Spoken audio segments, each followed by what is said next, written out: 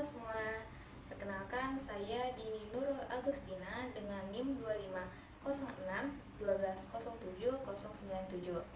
Pada video kali ini saya akan menyampaikan materi tentang karakteristik masyarakat desa dan masyarakat kota pada mata kuliah Sosiologi Pertanian dan Pedesaan.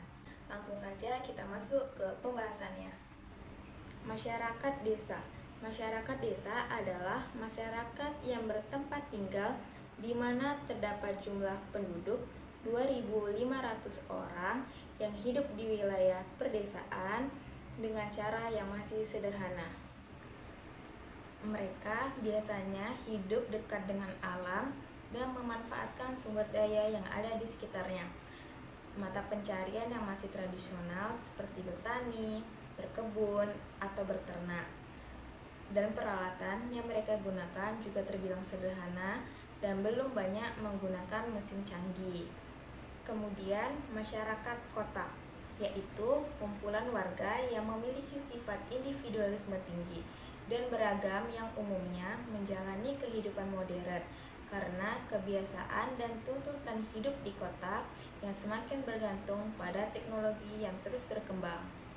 Masyarakat di kota juga menjalani kehidupan yang lebih modern. Karakteristik masyarakat desa. Yang pertama ada aspek sosial.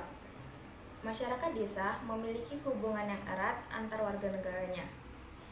Ditandai dengan sikap yang saling mengenal, saling membantu, dan rasa kebersamaan yang kuat, yaitu interaksi sering terjadi secara alami dan kekeluargaan berdasarkan kebiasaan, norma, dan rasa saling percaya. Contohnya itu tolong-menolong yang dilakukan tanpa adanya perjanjian tertulis. Kemudian kerjasama seperti gotong royong yang sering dilakukan secara sukarela dan tanpa adanya paksaan.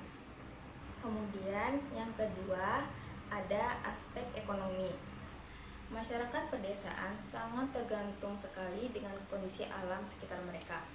Karena sebagian besar aktivitas ekonomi mereka bergantung langsung pada sumber daya alam.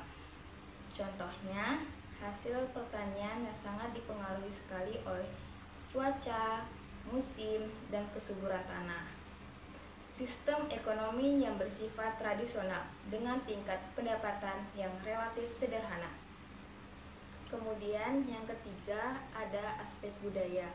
Masyarakat desa masih menjunjung tinggi adat istiadat dan tradisi lokal, seperti masih menghargai, mematuhi, dan melestarikan budaya mereka yang diturunkan oleh leluhur. Kemudian, budaya kerja masyarakat di sektor desa belum bisa ditempatkan pada posisi yang seharusnya, misalnya dalam penggunaan antar waktu bekerja, keluarga, dan kegiatan sosial masyarakat. Kemudian ada karakteristik masyarakat kota. Yang pertama ada aspek sosial yang terbagi 3, yaitu yang pertama ada hubungan sosial cenderung terbatas, cuek, dan tidak terlalu dekat, yaitu lebih bersifat individualisme yang tadi telah disebutkan. Warga tidak selalu mengenal satu sama lain dan interaksi terjadi hanya seperlunya, misalnya hanya saat bekerja atau ada kepentingan tertentu. Yang kedua, masyarakat kota umumnya bersifat heterogen, yaitu terdiri dari berbagai macam latar belakang yang berbeda-beda, baik dari segi suku, agama, budaya, pekerjaan, pendidikan, maupun asal daerah. Yang ketiga, gaya hidupnya yang kompetitif. Persaingan terlihat jelas dalam pendidikan, pekerjaan, dan ekonomi. Kemudian yang kedua ada aspek ekonomi. Mata pencarian utama di bidang industri, perdagangan, dan jasa seperti perkantoran, perbankan, transportasi, dan lain sebagainya. Adanya kesenjangan ekonomi yang jelas antara kelompok berpenghasilan tinggi dan rendah. Ekonomi kota sangat dipengaruhi oleh perkembangan teknologi dan digitalisasi. Kemudian yang ketiga ada aspek budaya yang terbagi 3. Yang pertama gaya hidup yang cenderung praktis, rasional, dan berorientasi pada kemajuan.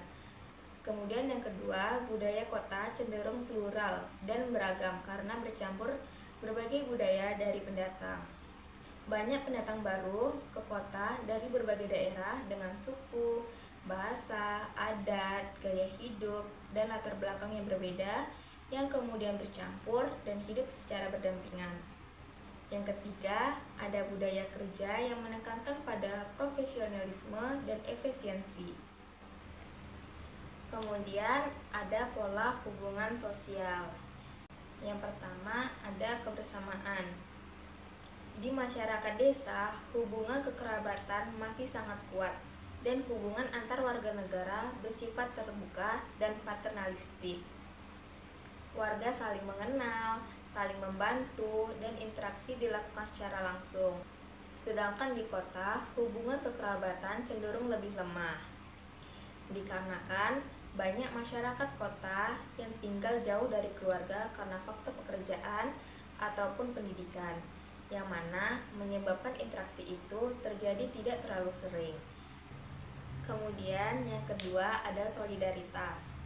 Di masyarakat desa, solidaritas sosial sangat kuat karena adanya rasa kebersamaan dan kedekatan antar warga. Kegiatan seperti gotong royong, kerja bakti, dan musyawarah juga masih sering dilakukan. Sedangkan di masyarakat kota, solidaritas cenderung bersifat terbatas dan tidak menyeluruh. Di kota juga jarang sekali mengenal secara mendalam, sehingga kepedulian tidak terlalu dilihat di seluruh masyarakat. Yang ketiga ada individualisme. Masyarakat desa umumnya memiliki tingkat individualisme yang rendah. Mereka tidak terlalu mementingkan kepentingan pribadi, melainkan lebih mengutamakan kepentingan bersama dan kebersamaan. Sebaliknya, masyarakat kota menunjukkan tingkat individualisme yang lebih tinggi.